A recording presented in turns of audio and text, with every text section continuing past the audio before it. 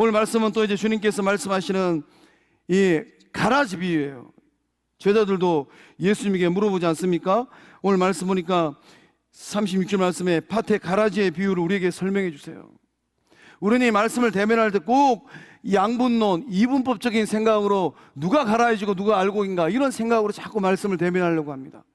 주님께서 이 말씀을 통하여서 제자들에게 하고 싶은 말씀이 있습니다. 누가 알곡이고 누가 가라지를 구분하기 전에 주님께서 정말로 원하시는 제자들의 삶의 모습이 있는데 그것이 무엇인가? 성장하는 거예요. 내 삶의 자리 가운데 하나님께서 나를 좋은 씨앗으로 이 땅에 심어주셨기 때문에 나는 반드시 성장한다. 우리 영적 공동체는 주님께서 이 땅 가운데 심으신 생명의 씨앗이기 때문에 우리 영적 공동체는 반드시 성장한다. 이 믿음을 가지고 믿음의 길을 걸으시고 영적 여정을 걸어갈 때에 하나님의 때에 폭풍 성장한 주의 백성들의 거룩하고 존귀한 삶이 되시고 거룩한 및 성광 영적 공동체가 될 줄로 믿습니다. 아픔과 고통과 눈물은 무엇입니까? 세월이 흘러가고 시간이 흘러감에도 불구하고 성장하지 않는 거예요. 여전히 그 자리에 머물러 있는 것입니다. 소망합니다.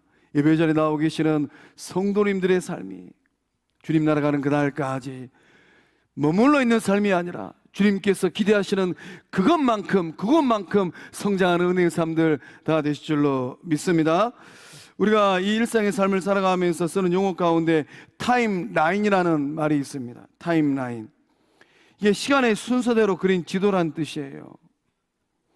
어떤 일이나 이 사건이 언제 어떤 순서로 일어났는가를 한눈에 알아보기 쉽도록 일직선 위에 순서대로 늘어놓은 것을 일컫는 말이 타임라인이라는 말입니다. 오늘 우리가 읽은 이 비유의 말씀도 천국 알곡으로 자라가는 영적 타임라인에 대한 설명이에요. 이 씨가 뿌려져서 뿌리 내리는 시기가 있고 또 자라나고 성장하는 시기가 있고 또 결실과 열매 맺는 그러한 시기가 있습니다. 천국을 향해 나아가는 성도님들의 영적 여정, 구원의 타임라인은 지금 어디쯤에 와 계실까요? 오늘 새가족 수료예배, 새가족 드림 예배를 하는데 인생의 여정을 따라서 이 유년 시절 가운데 예수를 만난 새가족들, 또 청년 때 만난 새가족들, 또 인생의 끝자락에서 예수님 만나는 어르신들도 계십니다. 믿음의 뿌리를 내리는 시기예요. 정말로 중요한 시기입니다. 믿음의 뿌리를 내리는 시기 가운데 영적 아비가 있어야 되고 영적 어미가 있어야지만이 그 영혼들을 하나님의 백성으로 길러내게 되는 거예요. 그 다음에 이 사랑과 은혜의 양분을 듬뿍 받고 누림으로 말미암아 잘 자라가는 시기가 있습니다. 교회 등록하고 3년이 지나고 5년이 지나고 10년이 지나갈 무렵에 믿음이 성장하는 거예요. 믿음이 자라나는 겁니다. 그리고 이제 마지막에는 이제 이 결실과 열매를 맺는 시기에 성령의 열매를 맺고 요한계시록 22장의 말씀에 기록되어 있는 것처럼 생명나무의 12가지 열매를 매달마다 맺는 이런 결실의 시기들. 예배자리에 나와 계신 성도님들은 지금 어느 시점에 계실까요? 그래서 본문의 말씀은 천국에 대한 비유의 말씀이에요. 주님 말씀하시기를 천국은 좋은 씨를 제 밭에 뿌린 사람과 같다라고 말씀하십니다. 천국은 사람이다가 아니고 천국은 사람과 비슷하다라는 거예요. 그래서 우리 주님께서 천국 하나님의 나라를 이 가라지와 이 알곡 비유를 가지고 설명하고 계십니다. 좋은 씨는 천국의 아들들이에요. 씨는 생명력이 있습니다. 그래서 이제 주님께서 원하시는 것은 이 좋은 씨앗 같은 성도님들의 그 삶이 천국의 씨앗이 됨으로 말미암아 이 땅에서 다른 생명들을 잉태하는 것입니다. 곰곰이 그 삶을 살펴보면 어떠할까요? 영적 공동체가 75년의 역사의 길을 걸어가고 있습니다. 어떤 성도님들은 우리 영적 공동체에서 태어난 그 순간부터 믿음 생활을 하셨을 것 같아요. 정말로 주님께서 기뻐하시는 이 생명력 있는 씨앗처럼 영적 공동체에서 나고 자라시면서 믿음의 길을 걸어가시면서 그러한 생명력이 번창하는 은혜를 흘러보내고 계실까요? 주님께서 찾고 있는 그 천국의 아들들, 천국의 씨앗은 어떤 씨앗이겠습니까? 오늘 예배자리에 나오신 성도님들의 삶이 천국의 씨앗 됨으로 말미암아 이 시대 가운데 하나님께서 기뻐하시는 그 생명력을 잉태하고 번성케 하는 축복의 통로들 될 수 있기를 주의 이름으로 소망합니다. 밭은 이 세상이에요. 밭은 하나님이 사랑하시는 세상입니다. 그래서 우리가 세상을 살아갈 때 세상을 보는 눈이 중요해요. 하나님께서 세상을 어떻게 바라보고 계실까? 하나님이 세상을 이처럼 사랑하사 하나님은 지금도 죄와 악이 난무하는 이 세상을 사랑하고 계십니다. 그 세상 가운데 아직 구원함에 이르지 못한 영혼들이 있어요. 우리 주님께서 그 몸을 십자가에 내어주면서까지 구원함에 이르기를 간절히 소망하는 그 영혼들이 세상 가운데 있습니다. 하나님은 그 세상을 사랑하고 계십니다. 그래서 이 밭으로 의미하고 있는 이 세상은 하나님의 형상대로 지음받은 사람들이 살아가고 있는 터전이에요. 그래서 조은 씨가 천국의 아들들이라면 가라지는 대체 누구를 의미하겠습니까? 악한 자의 아들들입니다. 복음이 전파되는 것을 방해하고 하나님의 나라를 무너뜨리기 위해 달려드는 악한 자의 아들들이에요. 요한복음 6장 70절에서 예수님께서 말씀하십니다. 예수께서 대답하시되 내가 너희 12를 택하지 아니하였느냐? 그러나 너희 중에 한 사람은 마귀니라. 예수님께서 말씀하신 이 한 사람 마귀는 누구를 의미합니까? 예수님을 은 30에 팔았던 가룟 유다예요. 예수님 말씀을 정말로 곰곰이 묵상하면 예수님의 제자 12명 3년을 예수님을 따라다녔습니다. 그러나 가룟 유다는 하나님의 뜻을 깨닫지 못했어요. 가룟 유다는 예수님께서 이 땅에 오신 목적을 깨닫지 못했습니다. 그래서 가룟 유다는 마귀의 길을 걸어갔습니다. 은 30에 예수님을 팔아버렸어요. 오늘 예배자리에 나오신 성도님들은 스스로 생각할 때 나는 천국의 아들들 알곡 같은 사람이다 라고 생각하실까요? 아니면 반대로 생각하실까요? 소망합니다. 이 예배자리에 나와 계시는 성도님들의 삶이 주님께서 찾고 있는 그 한 사람, 천국 알곡된 성도들의 은혜의 삶들 다 되신 줄로 믿습니다. 천국 알곡으로 자라가기 위해서는 어떻게 해야 되겠습니까? 나를 좋은 씨로 심어주신 하나님의 목적, 우리의 자신을 향한 정체성을 분명하게 확신해야만 합니다. 하나님께서 이 세상 밭에다가 우리의 삶을 심어주셨습니다. 어떻게 심어주셨습니까? 우리를 좋은 씨로 심어주셨다는 거예요. 이것이 바로 성도가 가져야 될 영적 정체성이라는 거예요. 나는 누구인가? 나는 정말로 좋은 씨앗이구나. 그래서 알곡으로 성장하기 위해서 가장 중요한 것은 뿌리를 튼튼하게 내리는 거예요. 천국 알곡도 마찬가지입니다. 믿음의 뿌리를 정말로 튼튼하게 영적 공동체에 내려야 되는 거예요. 뿌리를 튼튼하게 내리는 과정은 가장 중요한 여정 중에 첫 발자국입니다. 땅속 깊은 곳에 뿌리를 내리고 양분을 흡수하는 시기예요. 이 뿌리를 잘 내려야지만이 폭풍이 몰아치고 또 때로는 흔들릴 때 흔들리지 않는 단단한 축을 세울 수가 있는 것입니다. 그 성도의 삶에서 가장 중요한 자신의 정체성을 확립하고 영적 중심을 잡는 시기가 바로 믿음의 뿌리를 내리는 시기예요. 곰곰이 생각해 보면 우리 영적 공동체 안에 많은 조직들이 있습니다. 많은 부서가 있어요. 어쩌면 이 새가족 부서는 정말로 중요한 시기에 이 부서인지도 모르겠습니다. 뿌리를 내리는 시기는 겉으로 보면 아무런 변화가 없어요.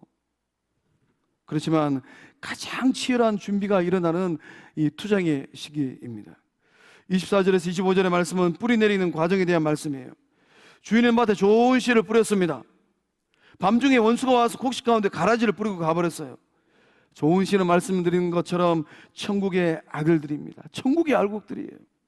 밭은 세상이고 또 이 알곡들이 자라나야 될 삶의 자리입니다. 밭은 우리 성도님께서 치열하게 살아가는 삶의 자리, 삶의 현장이에요. 그 삶의 자리가 어떠할까요? 그 직장에서 어떻게 살아가고 계실까요? 현대인들 가운데 직장 생활하면서 스트레스 받지 않는 사람은 단 한 사람도 없을 것 같아요.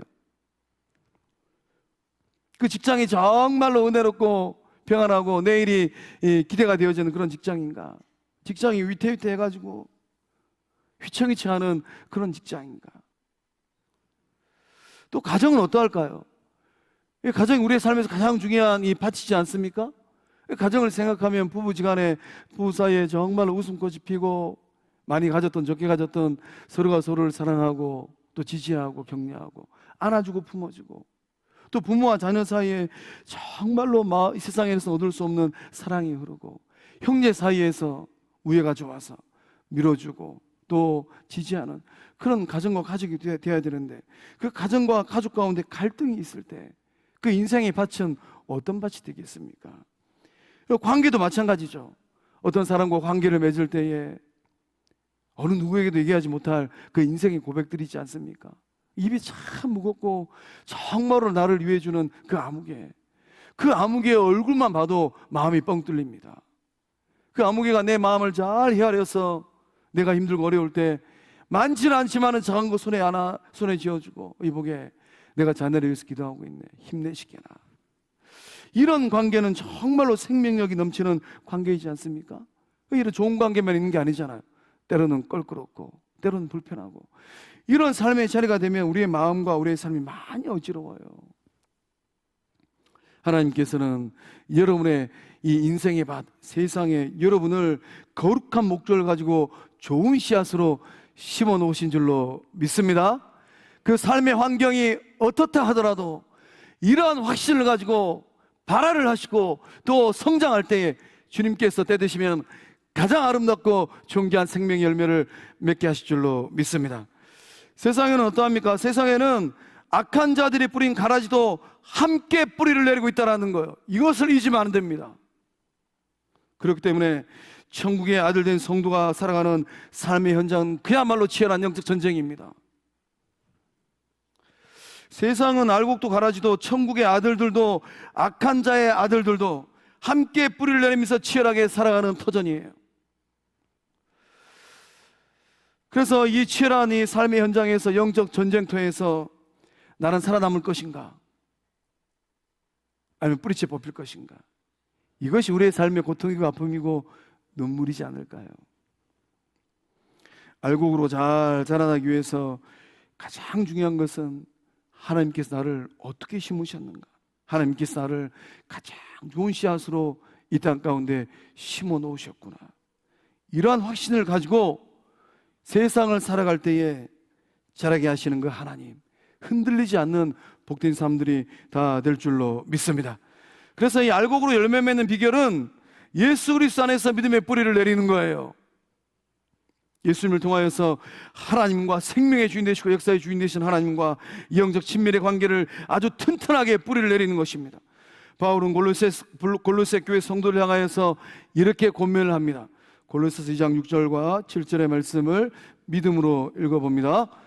그러므로 너희가 그리스도 예수를 주로 받았으니 그 안에서 행하되 그 안에 뿌리를 박으며 세움을 받아 교훈을 받은 대로 믿음에 굳게 서서 감사함을 넘치게 하라.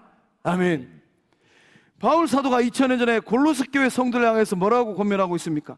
예수를 주로 받았답니다.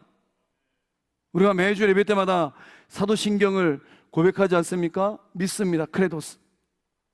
이 크레라는 이 원어의 뜻은 심장이란 뜻이에요. 도수는 드립니다.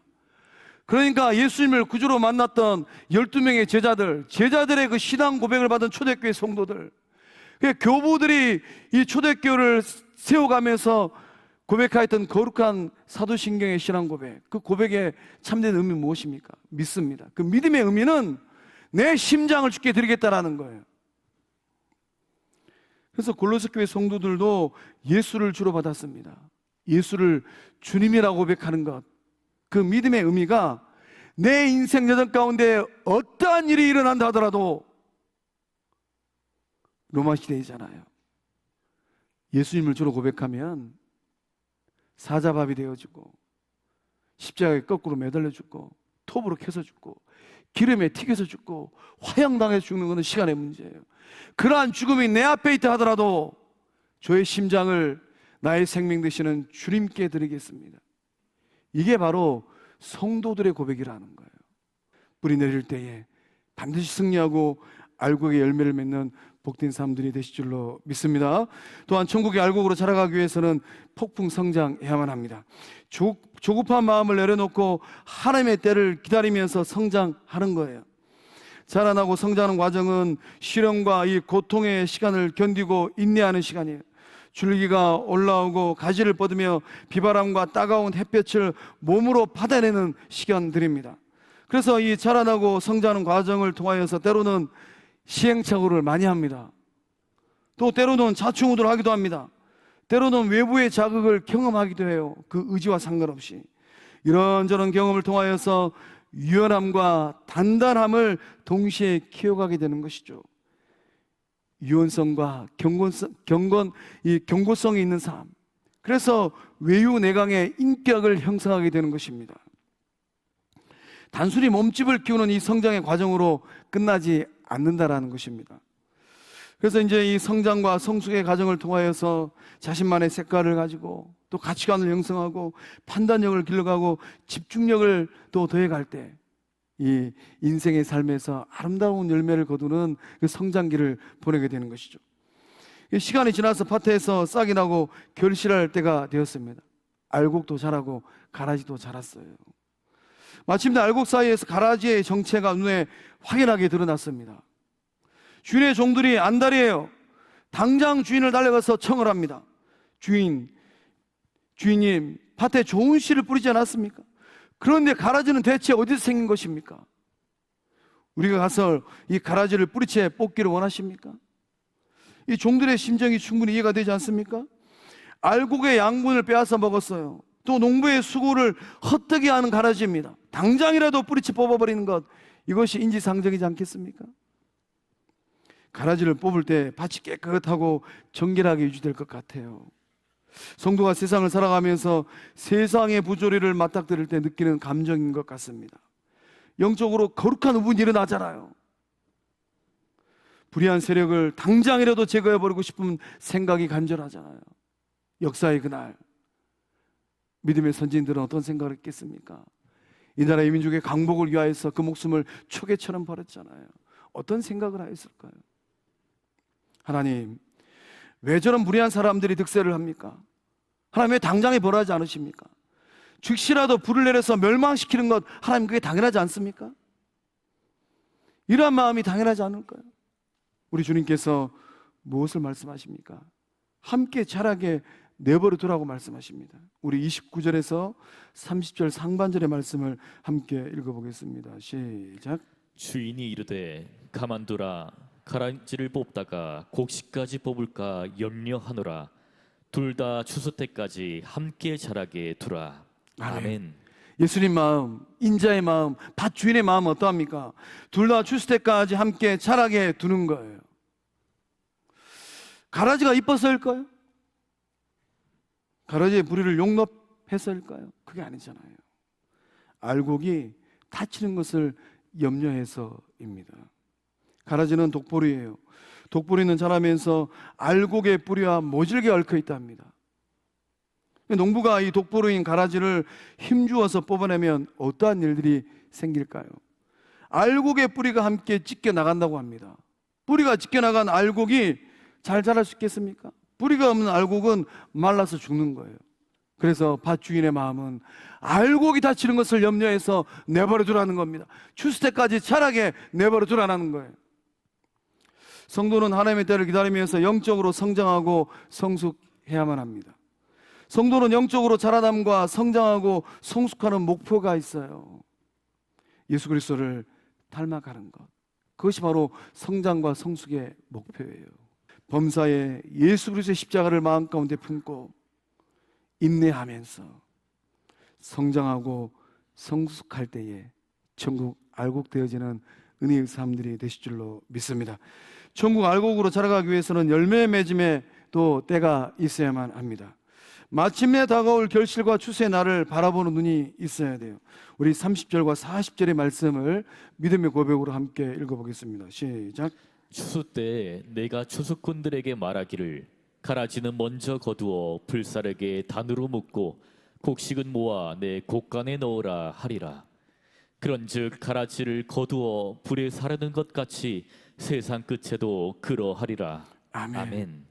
가라지와 알곡이 함께 자라는 시간이 영원하지 않다라는 것을 아셔야만 합니다. 반드시 하나님의 때가 와요. 그날은 추수의 날입니다.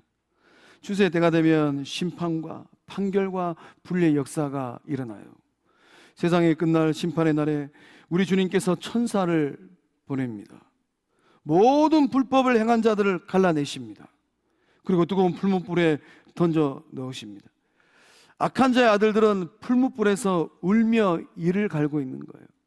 험난한 세상 살아가실 때 때로는 마음이 불편하시고 힘드실까요? 가라지와 같은 사람들 바라보면서 가슴 졸여하고 계실까요?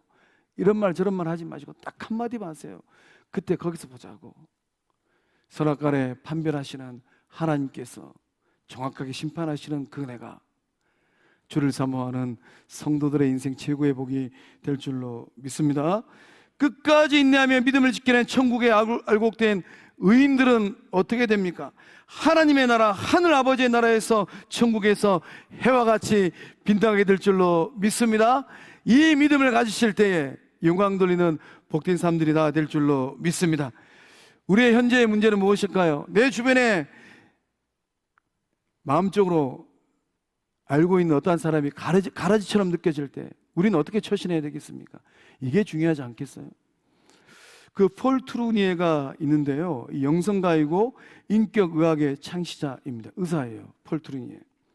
폴 트루니에가 이 신앙인들의 영적 착각에 대한 경고를 합니다.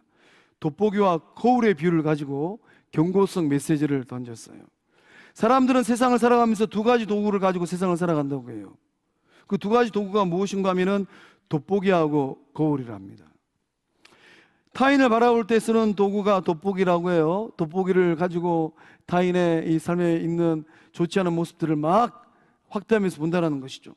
자기 자신을 바라볼 때는 거울을 가지고 본답니다. 내 자신이 얼마나 잘났는가. 많은 신앙인들이 타인을 바라볼 때 돋보기를 바짝 대고 본다고 해요. 저 사람에게 무슨 가라지 같은 모습이 있지는 아니한가. 그래서 작은 허물까지 크게 확대하면서 찾아가지고 비판한다고 합니다. 자신을 바라볼 때는 그 거울을 가지고 꼼꼼하게 보면 괜찮은데 대충 쑥 훑어보면서 야, 이 정도면 나는 훌륭한 알곡이구나 이렇게 착각한다고 해요. 그렇게 자만한다고 합니다. 폴 트루니에가 예수님의 참된 제자라면 이 두 가지 돋보기와 거울의 도구의 쓰임새를 반대로 해야 한다라고 권면하고 있어요. 타인을 바라볼 때는 돋보기를 가지고 그 영혼의 삶을 바라보는 것이 아니라 은혜의 거울을 가지고 타인의 부족함을 보라라는 것입니다. 자기 자신을 바라볼 때는 말씀의 돋보기를 가지고 내 삶을 조명하라라는 거예요. 내 안에 행위나 혹이나 가라지의 모습이 있지 않냐가. 그래서 철저하게 점검할 때 폴 트루니에가 이렇게 권면을 합니다. 오늘 우리는 타인을 향해 들고 있던 정죄의 돋보기를 내려놓아야만 합니다. 누군가를 가라지라고 판단하며 손가락질하는 심판관의 자리에서 내려와야만 합니다. 나는 과연 주님 앞에 진실한 알곡으로 자라나고 있는가?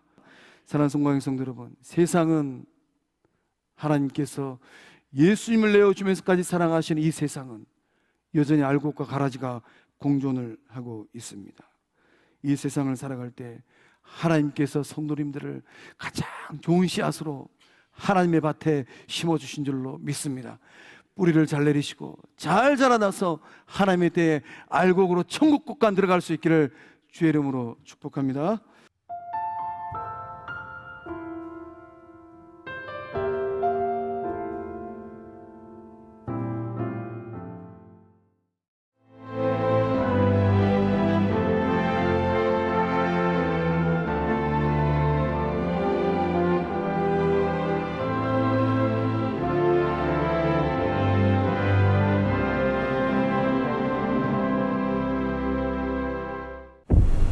최적의 산업 인프라, 편리한 교통 인프라, 대표 2차전지 클러스터, 미래형 신산업, 해안관광의 중심지, 살기 좋은 정주 환경, 미래를 여는 투자 중심지, 광양만권 경제 자유구역.